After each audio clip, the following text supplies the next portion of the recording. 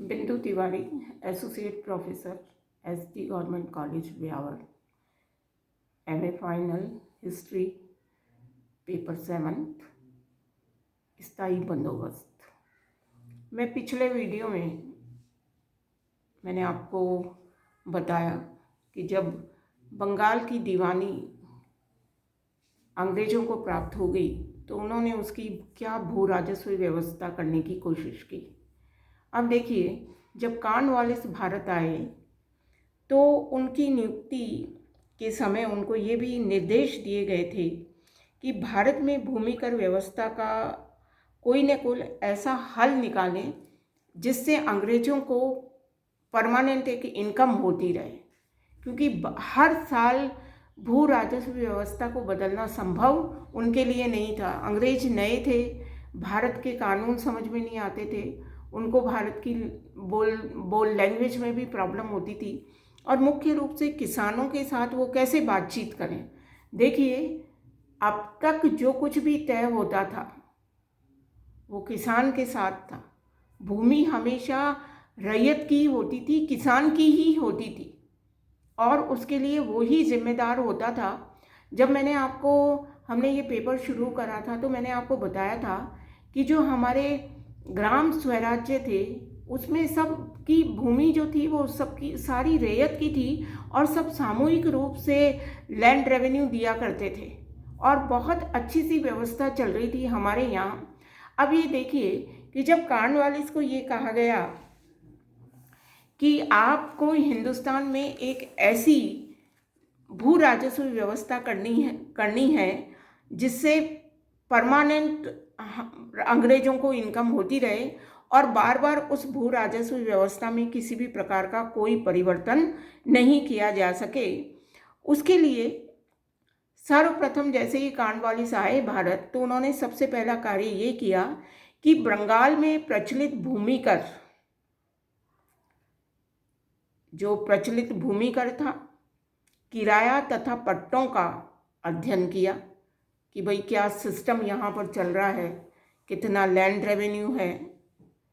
इसके बाद देखिए, उन्होंने उसको रेवेन्यू बोर्ड के जो प्रधान थे सर जॉन शोर उनके सामने रखा, जेम्स ग्रांट के सामने रखा, और तब एक 3 जो प्रश्न थे, इन तीनों ने, कॉर्नवालिस, सर जेम्स ग्रांट और सर जॉन शोर, इन तीनों ने एक एनालिसिस किया और ये सोचा कि जमींदार अथवा कृषक में से किसके साथ व्यवस्था की जाए। भू राजस्व व्यवस्था जमींदार के साथ की जाए या किसान के साथ की जाए। दूसरा, शासन का भूमि की उपज में क्या भाग होना चाहिए, कितना % होना चाहिए भूमि की उपज में, आधा होना चाहिए, 1/4 होना चाहिए, 1/3 होना चाहिए। तीसरी महत्वपूर्ण बात कि क्या ये व्यवस्था कुछ वर्षों के लिए हो अथवा परमानेंट हो, भाई टेम्परेरी कर दें 2 साल 3 साल के लिए, या लंबे समय तक इसको कर दी जाए।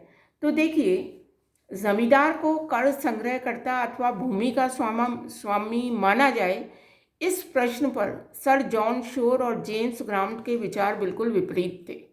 देखिए, मैंने प्रीवियस वीडियो में आपको बताया था कि सर कॉर्नवालिस जो थे वो जमींदार घराने से संबंध रखते थे। सर जॉन शोर और जेम्स ग्रांट जो थे उनका मानना ये था, शोर का स्पेशली ये मानना था कि भूमि का स्वामी जो है वो किसान को ही स्वीकार करना चाहिए, अतः वह सारी भूमि को गिरवी रख सकता है अथवा बेच सकता है।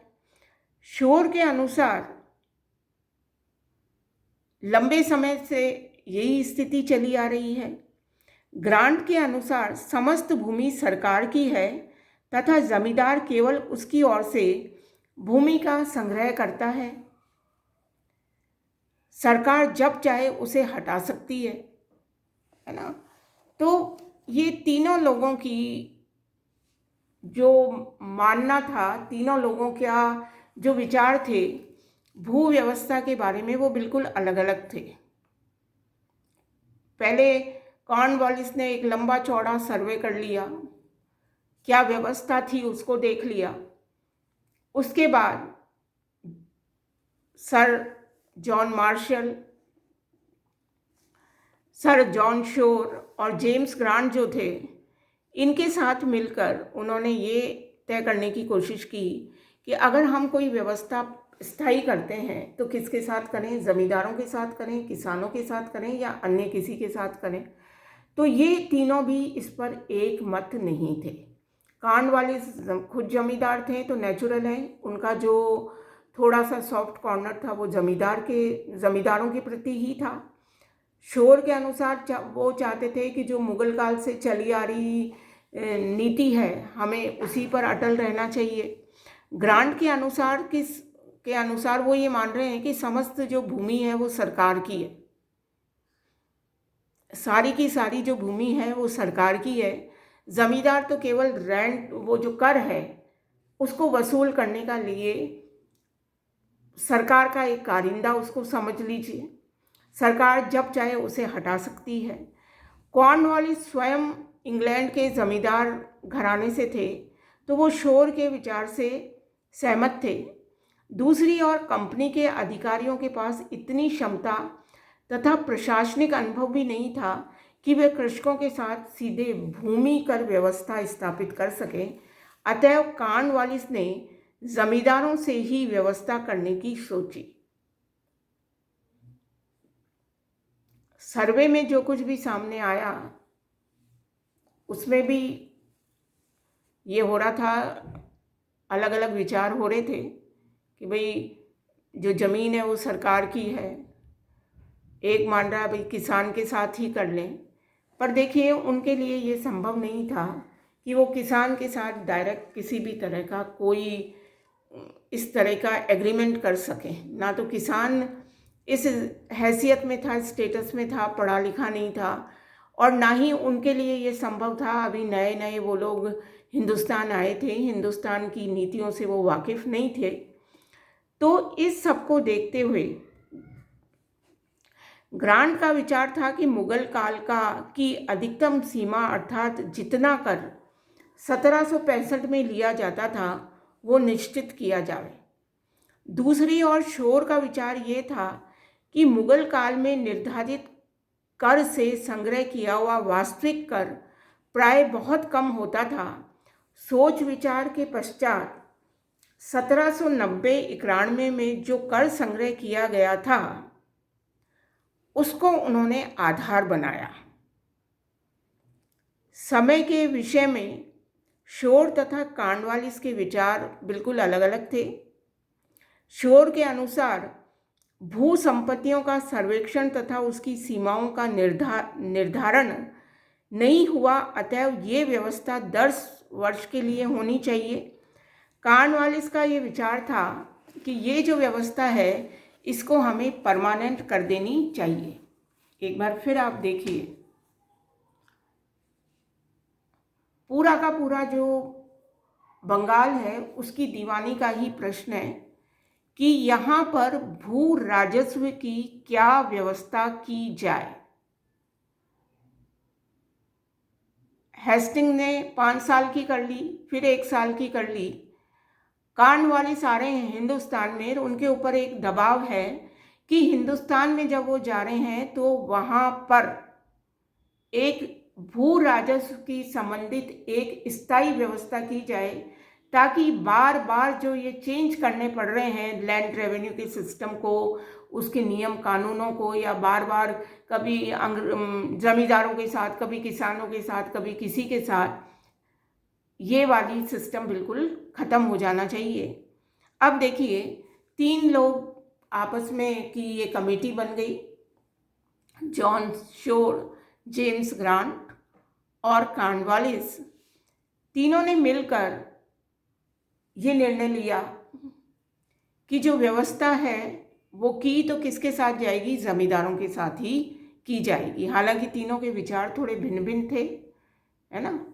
शोर सरकार को मालिक मान रहा है, एक जना जमींदार को मान रहा है, एक किसान के प्रति थोड़ा उदार भाव रख रहा है, किंतु इनके सामने एक प्रैक्टिकल समस्या ये थी कि ये लोग अभी किसानों के साथ जाकर, रैयत के साथ जाकर लैंड रेवेन्यू को फिक्स नहीं कर सकते थे, ये इनके लिए संभव नहीं था। फलस्वरूप इन्होंने अब जमींदार के साथ ये व्यवस्था करने की कोशिश की। अब ये देखिए, ये था कि अब भूमि जो कर है उसको आप कैसे डिसाइड करो। आप 1/3 कर रहे हो, 1/4 कर रहे हो, 2/3 कर रहे हो, 3/4 कर रहे हो, तो आप उस लैंड रेवेन्यू को डिसाइड कैसे करेंगे। तो जेम्स ग्रांट जो थे, उनका विचार था कि मुगल काल की अधिकतम सीमा, आप 1765 में जितना लैंड रेवेन्यू था आप उसको देख लीजिए और उसके हिसाब से आप उसको फिक्स कर दीजिए। किंतु शोर का मानना ये था कि जो लैंड रेवेन्यू जो होता था वो फिक्स तो ज़्यादा कर लेते थे, पर किसान उससे भू राजस्व कम ही देता था। तो फिर ये किया गया कि 1990-91 में जितना भू राजस्व संग्रह किया गया था उसको उन्होंने आधार मानकर एक व्यवस्था कर दी और उसको, पहले ये था कि उसको परमानेंट किया जाए, किंतु इसमें भी तीनों के विचार अलग अलग थे। तो प्रारंभ में इसको 10 वर्ष के लिए किया गया और ज़मींदारों के साथ ये तय कर लिया गया कि ज़मींदार को एक पर्टिकुलर एरिया का कितना भू राजस्व देना है।